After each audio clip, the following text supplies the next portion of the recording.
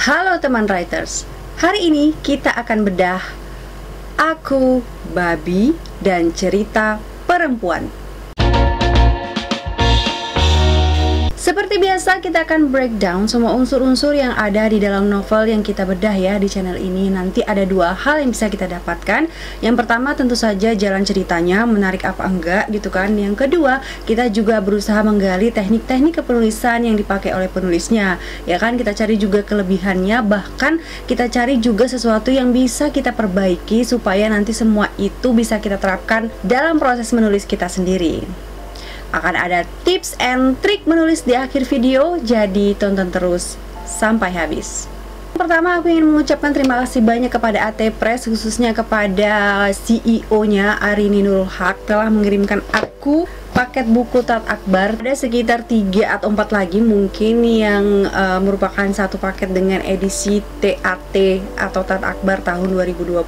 Nah, ini aku dikirimin 3, satu dari pemenang pertama, ini akan kita bahas hari ini. Udah gitu ada pemenang keduanya Ostiat Suenit, karya dari Dimas Aditya. Dan yang terakhir ini ada naskah pilihan dari Mbak Ida Febriana, judulnya Double Knot. So, hari ini kita akan bahas ini dulu ya. Judulnya seperti yang aku katakan tadi. Nah, ini pembatas bukunya keluar ya.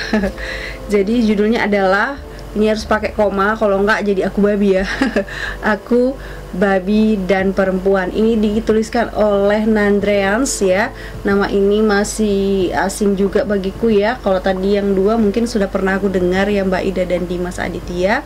Nah, ini merupakan pemenang pertamanya, keren sekali. Kalau kemarin kita membahas Tat Akbar yang sebelumnya ya, tahun 2019, kita tuh bahas juara pertama itu terakhir, tapi ini aku pilih urutan yang terbalik ya. Jadi akan kita bahas juara pertamanya atau pemenang pertamanya di awal dulu ya. Karena tantangan ini diselenggarakan oleh penerbit AT Press, tentu saja ini diterbitkan di AT Press ya. Nah, kita akan lihat dulu book performance-nya. Selalu ada yang unik di cover-cover tantangan menulis Akbar ya. Kemarin itu edisinya putih-putih gitu, hanya ada ilustrasi dari simbol-simbol ceritanya. Nah, kalau untuk tantangan Akbar AT Press di tahun 2020 ini, teman-teman bisa lihat di sini, cantik sekali ya. Sekali desain dari covernya ini. Nah, kalau misalnya teman-teman ingin mengetahui siapa yang desain, bisa nanti aku akan cari di sini desain ilustrasi dari sampulnya ya, atau desain sampulnya @ponyo_with_canvas_. Nanti bisa teman-teman follow IG-nya ya. Bisa teman-teman lihat di sini itu ada semacam kayak ilustrasi abstrak sebagai backgroundnya. Warnanya di sini coklat dan abu-abu.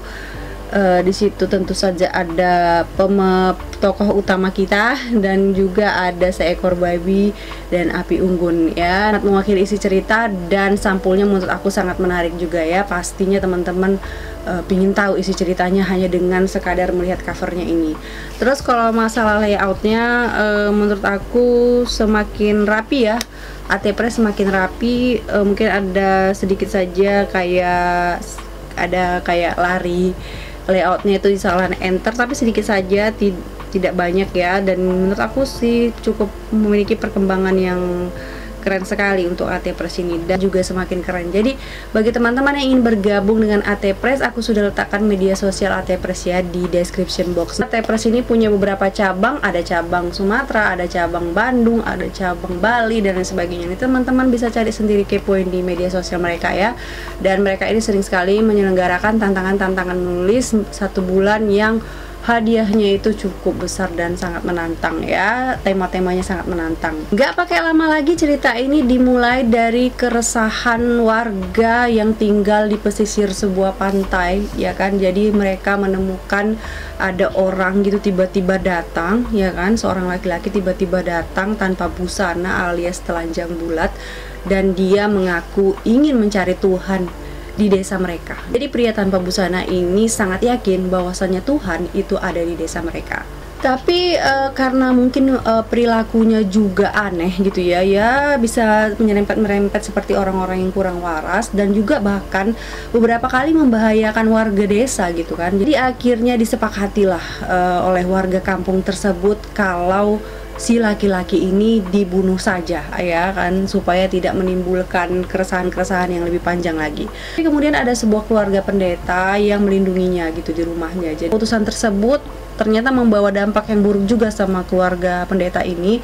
Akhirnya kemudian pendeta, istrinya dan satu anak kembarnya ya, salah satu anak kembarnya itu terbakar atau terpanggang di rumahnya sendiri gitu, rumahnya terbakar, dan warga mengira bahwa pelakunya itu pastilah si orang gila tersebut ya yang dilindungi itu.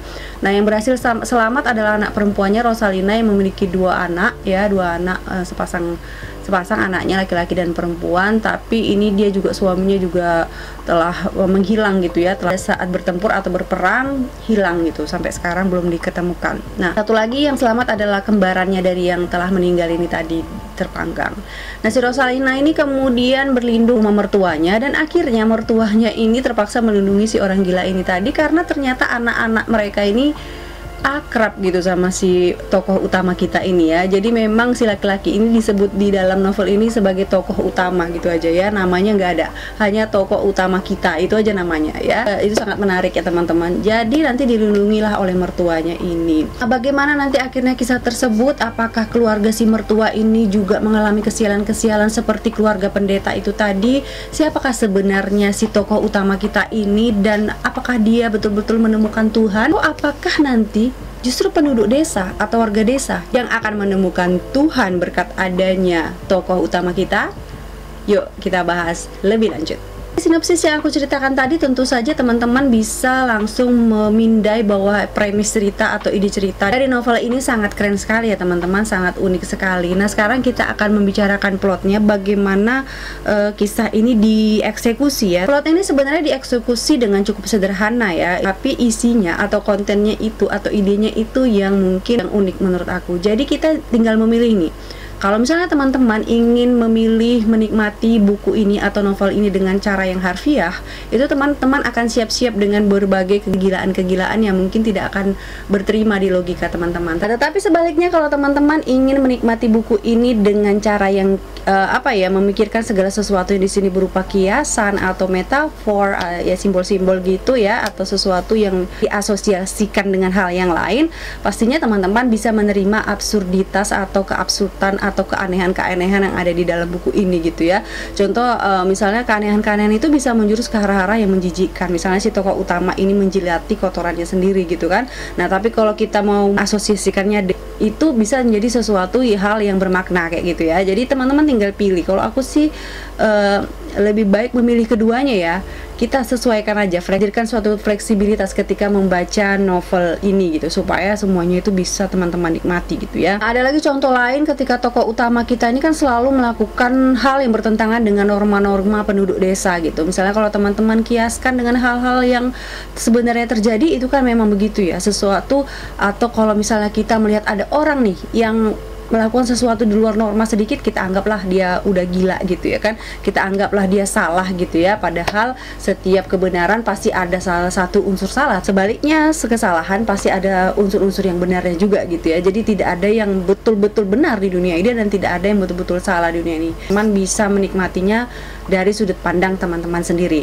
Nah, yang aku sebutkan tadi itu adalah interpretasi diriku sendiri ya, tentang misalnya aku melihat semua adegan-adegan absurd yang ada di dalam buku ini. Jadi teman-teman kalau misalnya ketika membaca buku ini punya asosiasi lain atau punya penerjemahan lain dari hal-hal yang kiasan-kiasan atau absurd-absurd di dalam novel ini, itu terserah. Jadi itulah menurut aku ya keasikan dari novel ini. Gaya ceritanya sendiri, walaupun menurut aku banyak sekali, ada cukup ya beberapa padanan-padanan kata yang menurut aku kurang pas gitu posisinya, tetapi tetap bisa dinikmati karena aku suka dengan potongan-potongan cerita yang sedikit-sedikit aja di dalam buku ini. Jadi per scene itu sedikit-sedikit aja, tidak panjang, bahkan ada yang cuma setengah halaman gitu ya, hanya ada 3 paragraf gitu-gitu. Jadi walaupun cerita ini absurd, walaupun cerita ini susah untuk diterima secara logika, tetapi karena tadi penyajiannya itu sepotong-sepotong kecil, itu makanya enak dinikmati ya. Misalnya kalau kita nikmati sesuatu makanan yang aneh gitu ya, yang jarang kita cicipi cita rasanya, kalau sedikit-sedikit demi sedikit lama-lama bisa diterima juga.